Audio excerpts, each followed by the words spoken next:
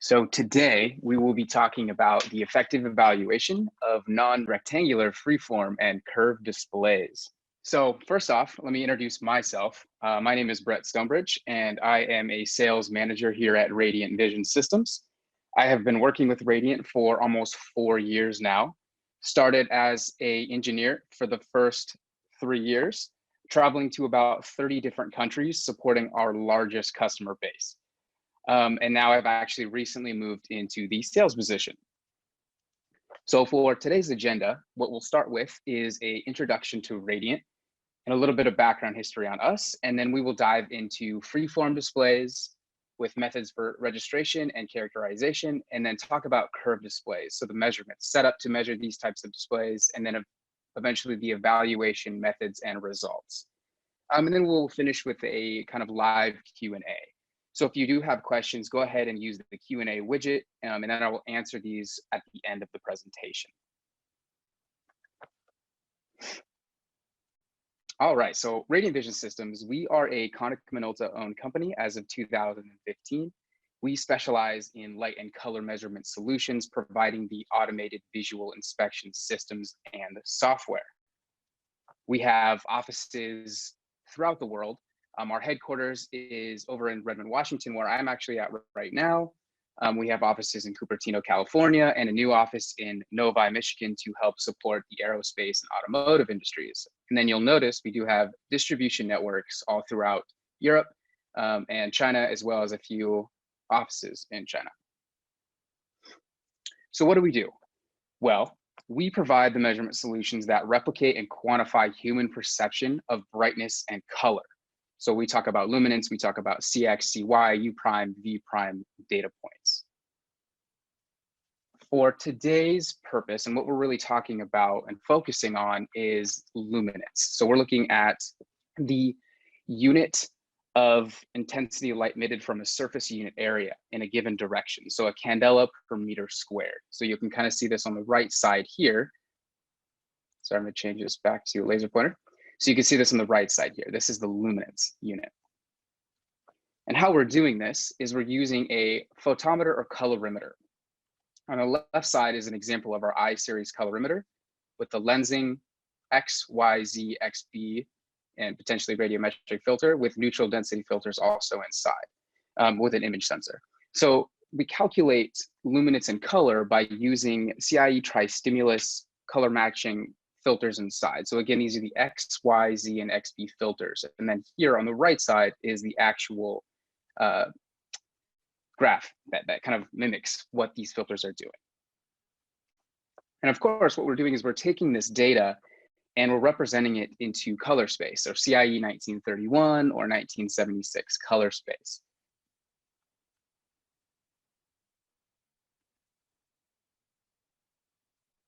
What our customers typically use this data for is to test against specifications.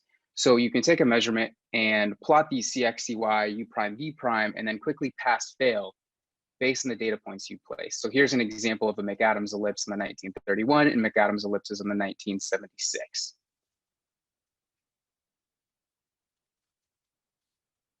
The solutions that we offer, or the hardware that we offer, are two different sets here. We have the Y-series photometer and the I-series colorimeter. So this is only photopic V lambda filter inside, and on the right side is the color option. It goes from anywhere from 2 megapixel up to 43 megapixel. Here's a quick breakdown of the internal components of an I-series camera, very similar to the Y-series, but again, the addition is the filter wheel. And what you'll notice is these are cooled. So there's a filter cooler in the back, which is actually very useful for ensuring very low noise level and that there is limited color drift over time. The I-series also has the LCD touch panel in the back for some uses. A very handy tool that we also offer is the electronic lenses that attach straight to the camera. We have a partnership with Canon that allows us to build out calibrations that are calibrated for any focus distance, meaning from the minimum optic standpoint that we can go, usually about 30 centimeters, out to infinity. And then we also can calibrate multiple f-stops from f2.8 all the way up to f16. And then we have an array of different lenses that are available, 35 millimeter, 50, 100, and 200, that allow us to kind of change the requirements for field of view or working distance. So that's the hardware side. On the software side, we also have dedicated teams that build out what's called TrueTest and Prometric, different software packages. This TrueTest allows us to comprehensively test for things like luminance, color, uniformity, contrast, defects, and Mura. We'll focus more on the last couple, especially for our talks today with the freeform and curve display aspects. And I'll have a couple live examples of this, but you can see on the left side here is what's called a sequencer. And this is what makes our TrueTest package special. It allows us to communicate to the device to place the correct bitmap patterns to test for, let's say, white, black, red, green, blue. And then you can actually pass fail based on the parameters set within the software. And then just another really quick note here, with the TrueTest, we offer a fully functional API, and we also offer the SDK.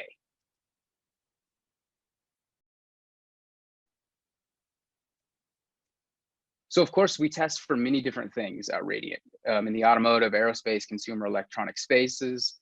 But again, we'll be only focusing on the display side today and not even traditional, more of the newer displays that we're starting to see come into the market, the freeform displays, the curved displays in particular. So we can see here, we do things like symbols, instrument clusters, and different types of lighting, so prindles, buttons, LED sources. But again, we're not going to focus on that today. So let's dive into it. Let's start the freeform discussion here.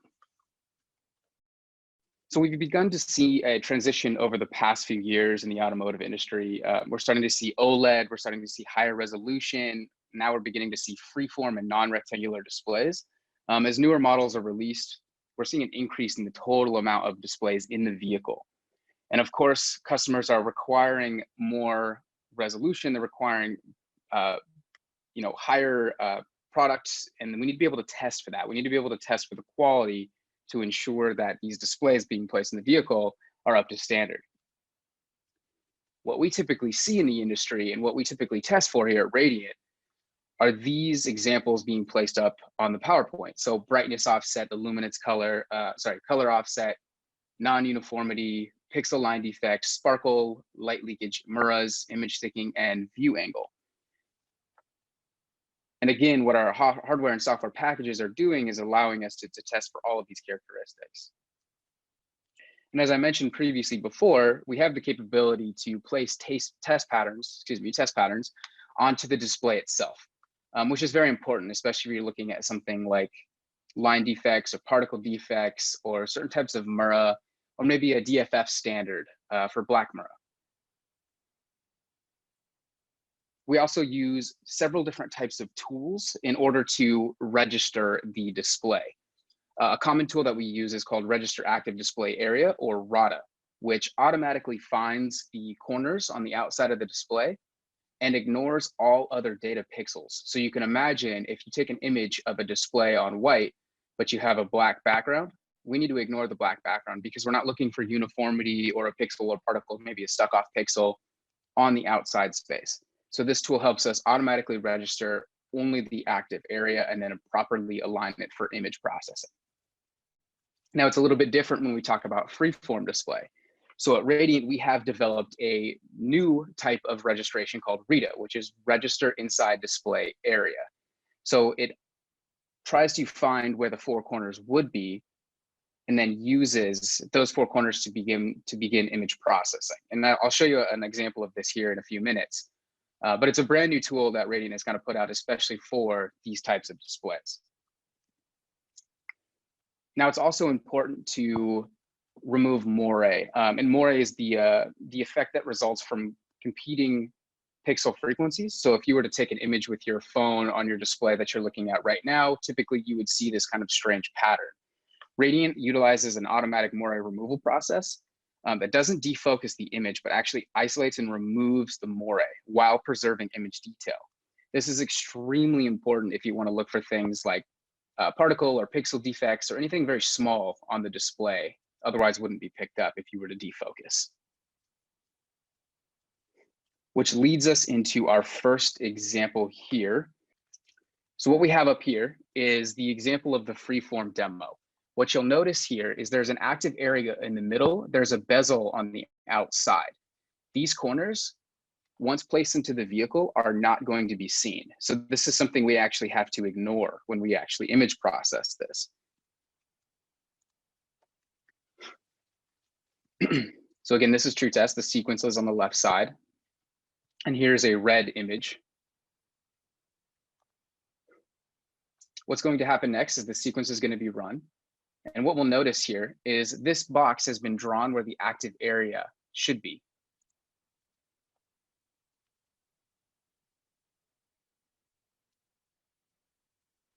Now that it finds that, it's going to filter a little faster. We'll go to the next one. But what you'll notice is it's going to actually find the black space and fill in synthetic measurement so that no defects or no added data is brought into the calculation. So as this goes through, you can see there's a few other different analyses that are stepping through. We have edge Mura, line defects, ANSI color uniformity for red, green, and blue. We have checkerboard contrast, pixel defects, and then we have black Mura gradient, which is the DFF standard. And what you'll notice is with the black Mura, it only looked at the middle. So there's also different parameters you can be setting in TrueTest where it even ignores what we call floating islands. So here's an example of the contrast, white divided by black, pixel defects using the high resolution system. You can find very, very small defects. And then the DFF, black Mura.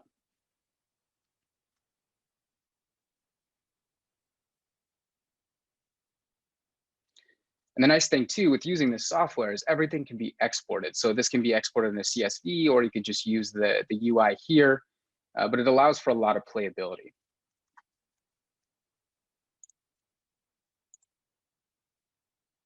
All right, so let's jump back into the presentation and talk a little bit more about Mura. So when we're looking at freeform displays or any type of display really, one of the key components we look for is Mura, or blemish in Japanese. And what it does, or what this is it's a gradient change, and it's sometimes hard and noticeable, hard to notice consistently. It's something that you can kind of see here, these spots on this example. And it's caused by a couple different things, typically by defects or stresses in one of the layers, or some kind of light creep around the layer, or maybe a pressure applied by the display casing. And at Radiant, we test for many types of Muras. So there's blobs, edge, LED, large Mura, line Mura, cluster Mura, for example. And we also provide the JND analysis, which is a SEMU standard, which means just noticeable difference. And like I mentioned, again, there's a lot of playability here in our software, and it allows us to detect and quantify this Mura. So we can look at things like the size, the color, the location, the area, eccentricity, which is very useful because it can help root cause issues in prototyping and or manufacturing. If you continue to find a certain type of Mura consistently, you may be able to decipher that there was an issue with the case, or maybe an issue with the backlight, for an example.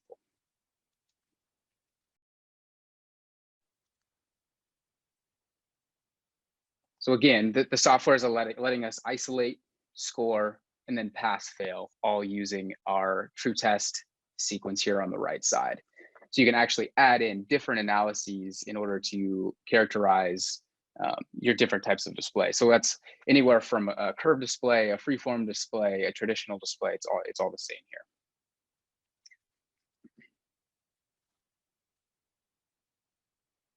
All right, so let's dive into curved displays. So on the screen here now is an example of a concave curved display designed by Bosch for the Volkswagen Touareg. This production example is a great indication of where curved displays are headed in terms of integration, and with notable benefits for improving visualization and viewing comfort for the driver. So this means that displays as an HMI becomes more seamless within the cockpit, not overwhelming the interior or reducing functionality or increasing driver distraction. So these are a couple concepts here on the screen right now. So currently, curved displays are aimed at replacing analog areas in direct view of the driver or passenger, like the speedometer region and across the center stack, even the entire dashboard. Studies suggest that positive effect of using curved displays in the driver's line of sight, so namely in the speedometer region, a concave display with a horizontal radius of as much as 1,000 millimeters or 1,000 R has been shown to reduce visual fatigue and eye movement. Horizontal curvature also reduces distortion and blurring at the display edges, improving the viewer's immersion to all visual elements on the display. So we can see that change here from the curvature to the flat panel where we're starting to see blurred edges.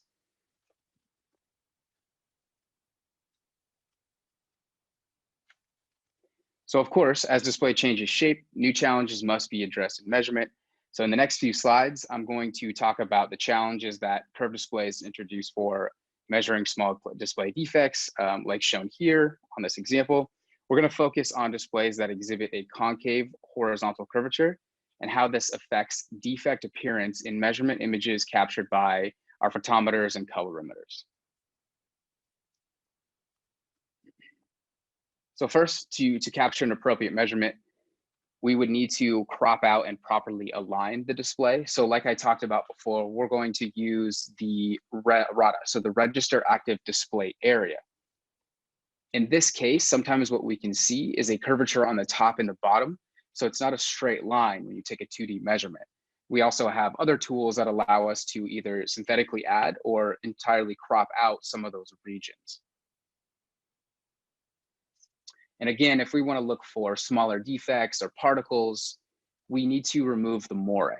So again, we're using our proprietary algorithm to process this image so that we can look for small defects. So once an image of the display is registered and processed for an analysis, visual imaging challenges can affect the appearance of defects along the display curvature.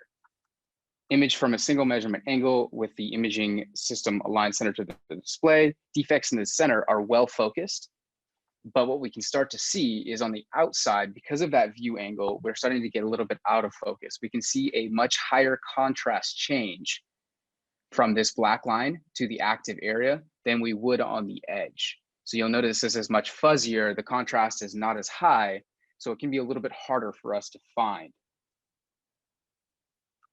Similarly, with pixel defects, we find that defects in the center are much, much sharper than the ones on the edges. With edge defects like these, we cannot threshold our analyses across the display to target a single defect contrast without also including false defects, which is obviously a problem in our research and development or prototyping and definitely an end of line. So we need to find ways to limit these curvature effects in order to detect all small defects reliably and with repeatable accuracy. So how do we do this? Well, there are a number of variables we can adjust to limit the effects of display curvature on the image defects. These variables are the same as those tested in radiance evaluation of curved display methods, which we're going to review here in a few minutes. First, we can adjust the measurement setup, limiting the curvature by the measurement angle and the number of images captured. So for example, in this illustration, the imaging system is rotated differently positions normal to the display, capturing unique images at each position and analyzing them separately. The expected benefits of this method are reduced distortion and focus issues across the entire display. So you can see here's an example, the left and the right, so this is the two measurement.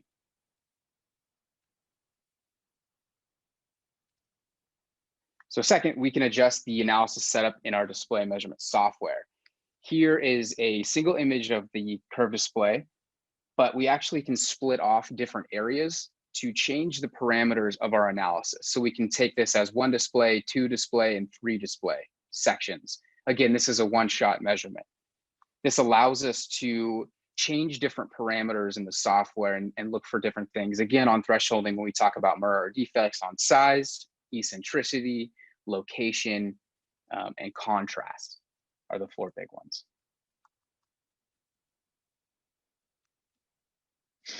We can also do an adjustment to resolution changing in terms of depth of field. So we're changing our f-stop. And again, we can calibrate to multiple f-stops. Improving the depth of field by adjusting this f-stop can help bring all defects into focus. So again, we're boosting up our contrast from the active area to the defect here as an example.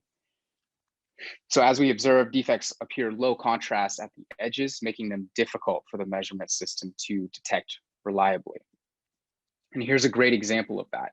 This is one parameter or one threshold set in the software with one image, but you'll notice that there's missed defects on the left and right side because we're losing that contrast.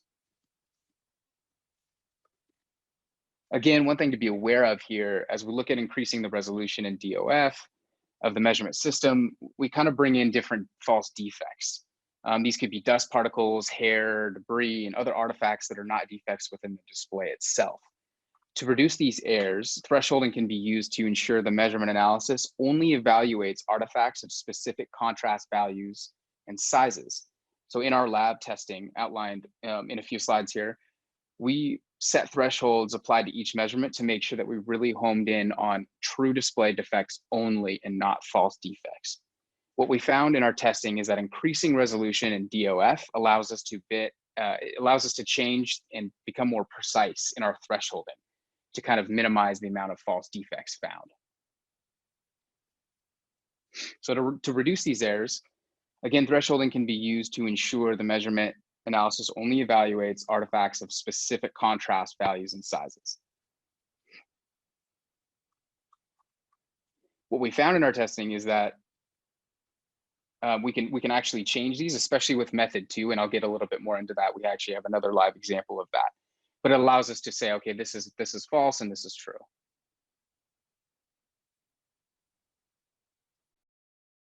All right, so let's jump into the evaluating test methods. We have 3 different methods that we have set up with 3 different resolutions and 3 different depth of fields or f-stops. So the first method is a single image, single analysis. The second method is the single image multi-analysis. The third is the multi-image where we're rotating the camera.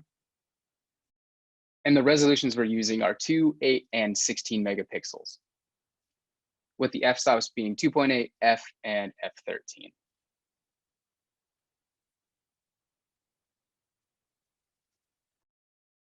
Here is the actual setup that we did in our lab. We used a 1500R or 1500 millimeter curvature concave display with a dark lab setup. So again, we have our true test software. And the first method we will be talking about is the single image, single analysis. What you'll notice here is there's 2 measurements. So f3.3 and f13 measurements. So we're first zooming in on the contrast to show, or sorry, the stuck off pixel to show where those locations are. And you can kind of see the difference here already. You know how this is very, very low contrast compared to the active area, with a low depth of field of f3.3, so the aperture is a little bit more open. And then here's the second example of f13. Contrast is very high, again in the middle, and much better on the outside. So what we're showing here is using f13 or a larger depth of field, more of these stuck off pixels are now within the optimal focus. We're not changing the working distance between these two, or only changing the aperture.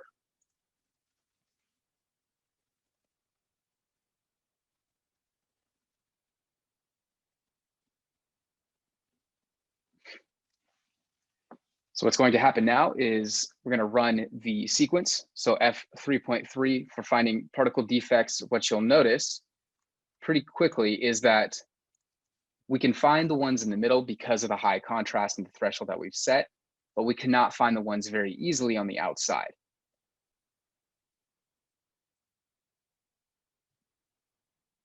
And now we're going to run F13,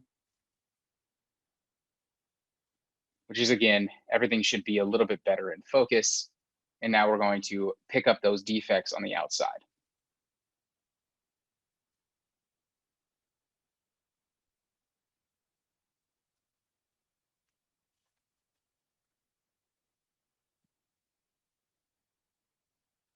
So for method 2, again, we're doing a single image, but this time we're breaking it off into 3 different areas. And now we're changing our parameters within the software.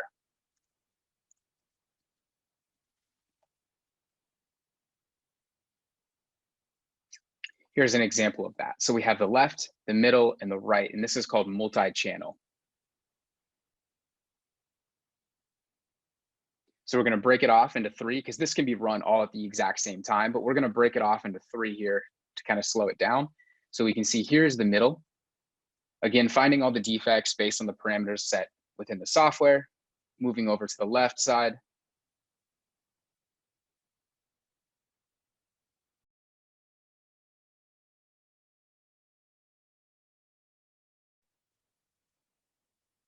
And again, finding everything on the left side. So it's the same as the right.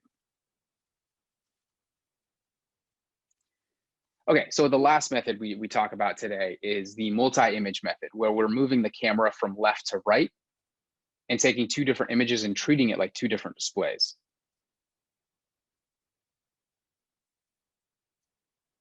So here's the left side.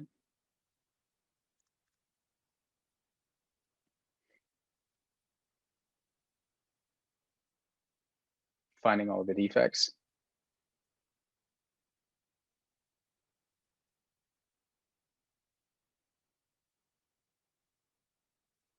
And then the right side.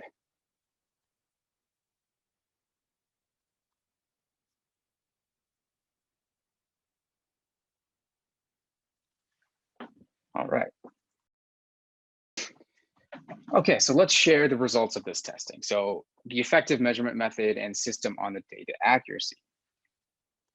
So here's a table that kind of shows worse, better, and best results using all of these different setups. You can see on the left side here, the different megapixels. So we got 2 megapixel, 8 megapixel, and 16 megapixel with the different aperture setups, single method, multi-image method, and multi-channel method.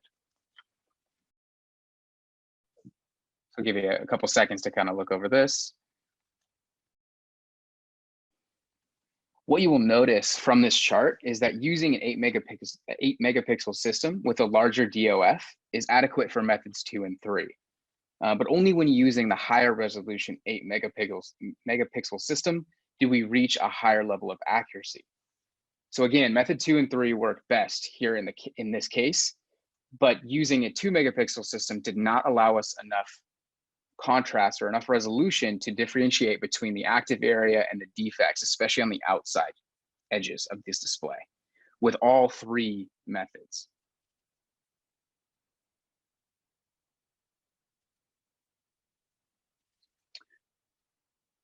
So based on the results of Radiance testing, it's clear that a higher imaging resolution and a DOF play a significant role in the detection accuracy and repeatability for small defects, line defects,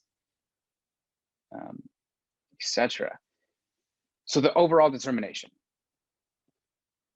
Defects were captured in optimal contrast with more precision, thresholding possible using a system of at least 16 megapixel at a DOF setting of at least f8. And using a multi-image method. That's what we found to be the best. It limits the effects of curvature from these measurement images.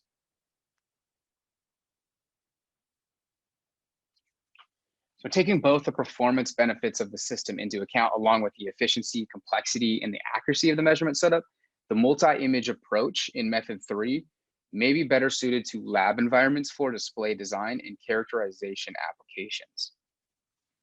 In such applications where accuracy is paramount and measurement space and time is a bit more flexible, a method that employs multi-image testing may be reasonable here.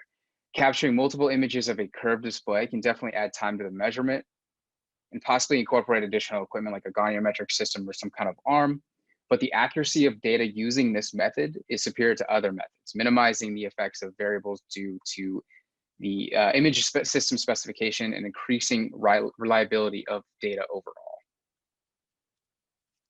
Now, when we talk about production, it's probably more suitable to use the multi-analysis approach over using the first or third method. Using a single camera and software solution with a constant position relative to the display, this method greatly reduces the complexity and time required for measurement, which can impact efficiency of measurements from display to display. Once analysis versions are set in the software, the process of measurement can easily be automated. While defect values may not be as high as a multi-image method, accuracy can still be ensured using a robust system with a high resolution and DOF specifications like an F8, which enables precise analysis thresholding for each one of those three regions in the display.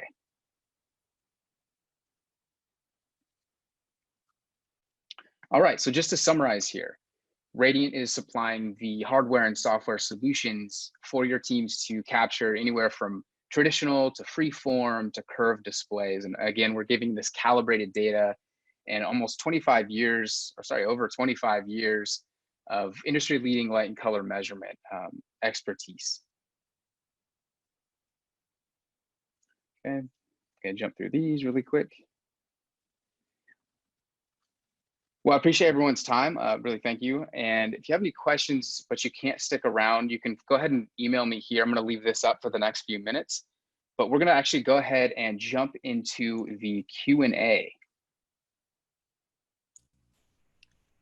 Hey, Brett, this is Shayna over at the marketing team. I wanted to just start off reading you some questions, if that's okay. Sure, we can do that. I'm going to go ahead and put the share screen back up then. Okay, sounds good.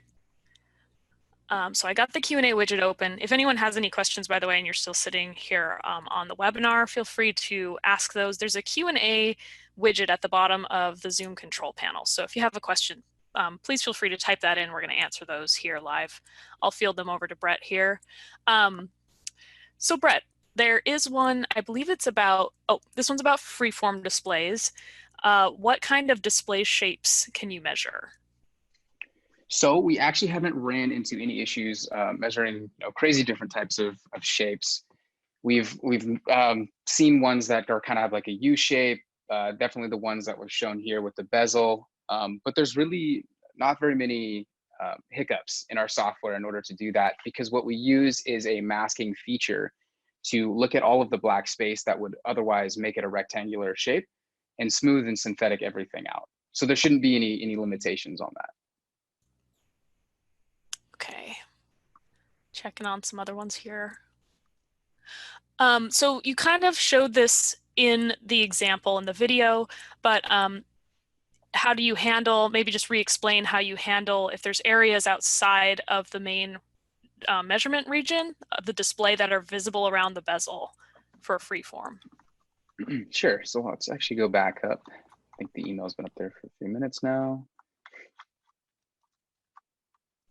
Ah, I see. So if you want to ignore those, there's a couple different things that we use. So if you're looking at something like a safety standard for the DFF, we actually have parameters built into the software that ignore the smaller areas. It only looks for one large area, for example.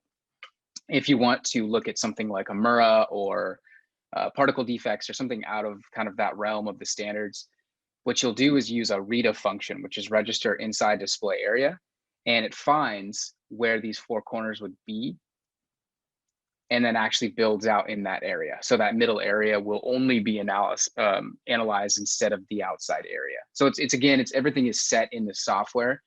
You can actually specify sizes, you can specify a resolution, and it's very, very detailed. Okay, we just got one come in about curved displays.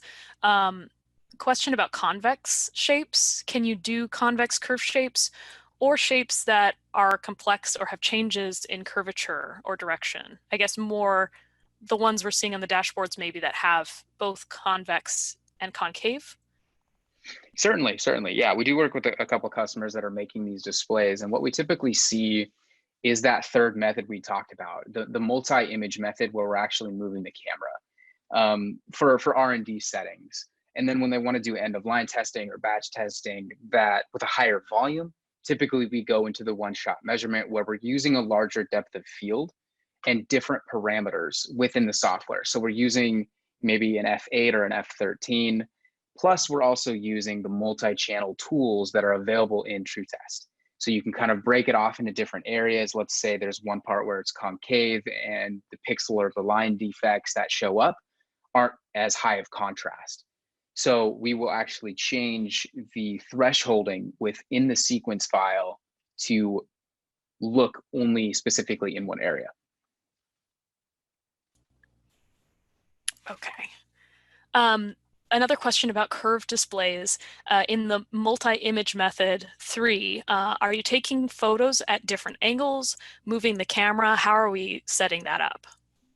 That's a great question. So actually what we're doing is, I'm gonna jump over to that really quick. We're actually only taking one measurement. So this is actually only one measurement, but what we're doing is we're actually going in the software and changing the different areas. So we're separating this out into essentially 3 displays, but again, it's only one measurement. And this can be done asynchronously. So the camera first takes an image, it registers the image, removes the moire, and then breaks it off into 3 areas for analyses. And in those 3 areas, that's where the parameters are changed. So let's say this left side has issues finding smaller defects on the corners. We can actually threshold differently, looking for eccentricity, contrast, location, etc. And for, I think it was in regards to method 3 for the multi-image, but Oh, I think sorry, that's a sorry, good misheard you explanation there. of method 2 as well.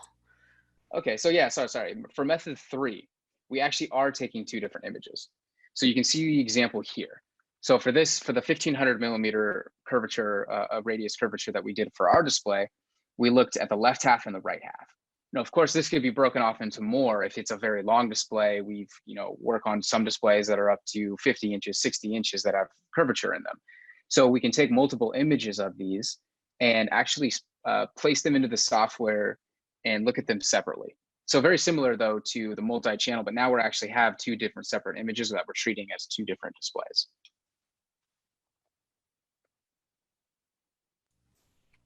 Does that answer the question? We'll see if we get any follow-up on that. I do have another one here about particularly the moire removal method, and whether we're able to apply that to detect moire effects in the display itself. And the example they gave is between pixels of the display and the backlight films. So not just the camera CCD in the display, but the moire that might appear on a display.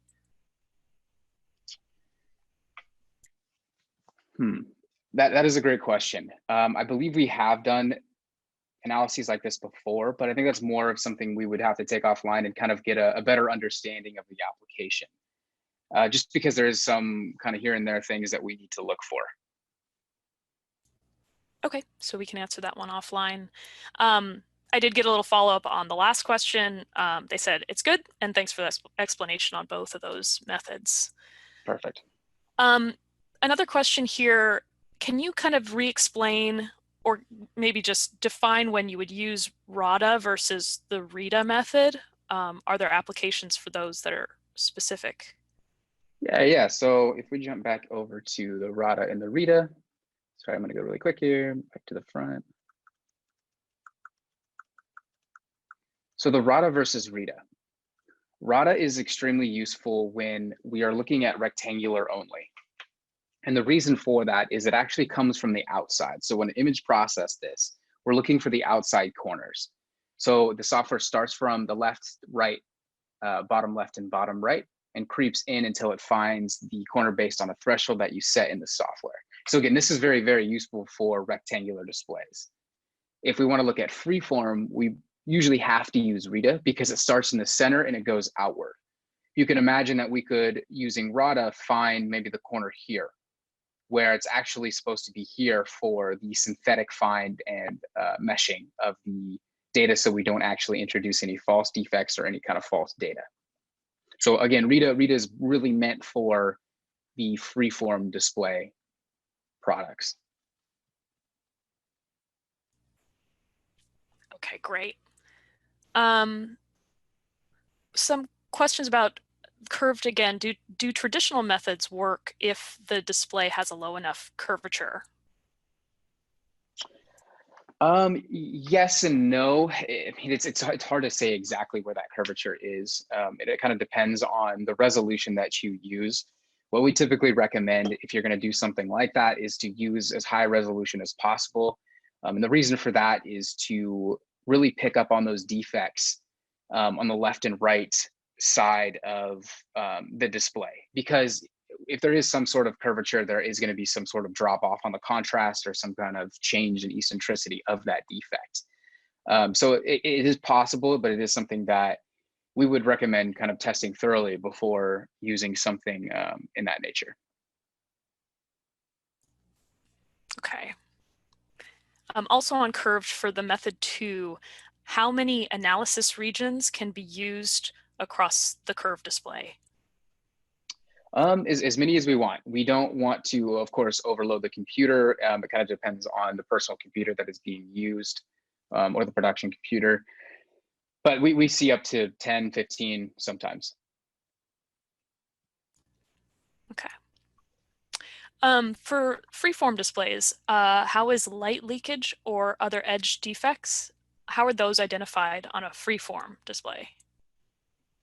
That is kind of another study that probably needs to be done. It hasn't been fully characterized yet with us in our lab setup, but I think it is some of our next steps is to kind of dive into a little bit deeper of like things like butterfly Mura, black Mura gradient, things that are traditionally used in the flat panel industry.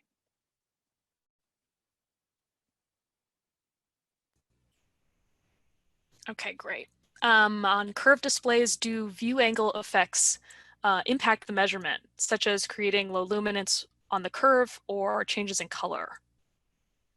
We do see a slight change. So the higher the curvature, of course, if you're looking from one point, a single image measurement, you're going to get kind of a drop off of luminance and potentially a change in color depending on if it's LCD, OLED, micro LED, these different types of displays.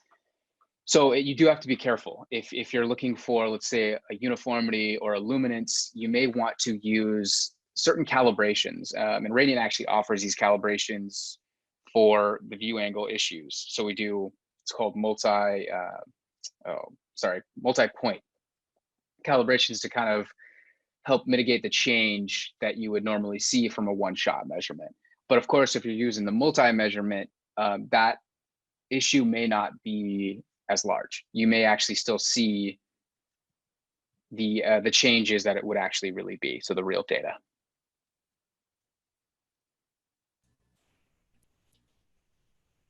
Okay.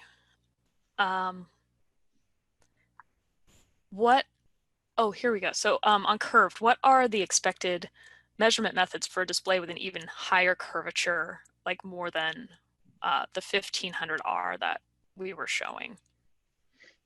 So our expected and our recommendations would still hold true with method 3, so the multi-image being used for R&D if you had more tack time. So again, we could break that off into, let's say, 3 or 4 measurements if you're starting to see a very high curvature. So the camera can be subframed, you can look at smaller regions. And then again, moving towards production, we would still probably recommend the single image analysis where we're breaking it off into different sections and changing the parameters within the software to accurately and efficiently find those defects.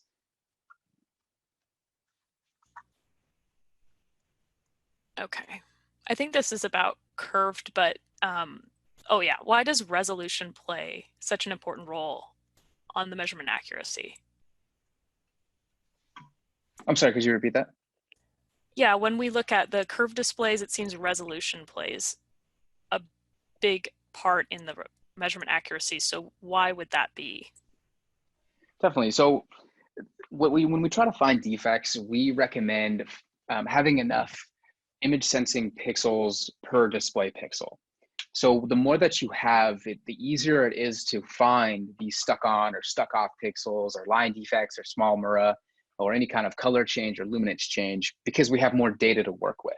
So if you have, let's say, one image sensor pixel per display pixel and you have a stuck off pixel, but you're looking at the edge, you may not be able to find that because we are looking at something that's now at a view angle.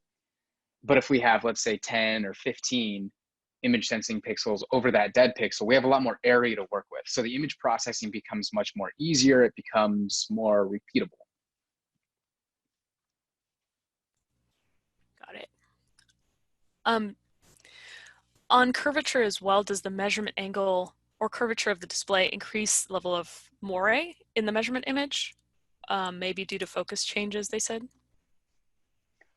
It can, it certainly can. And it's something that we look at when we use the DOF changes. So the different apertures that we calibrate our lenses to, we want to ensure that everything is within focus.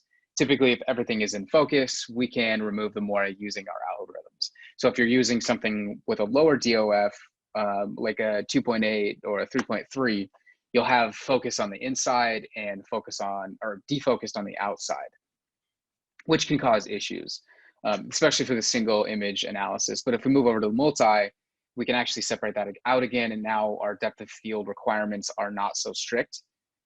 So we actually don't typically see too much of a change. Okay. We did get a question over in chat. Are the measurements performed in a darkroom environment? Indeed, yes. So we really recommend using a darkroom. Especially for the darker measurements like the black measurements, because ambient light is going to affect the system, it's going to affect your data, and you're not going to get the real answers that you're expecting. Okay, and one more maybe you can address just quickly.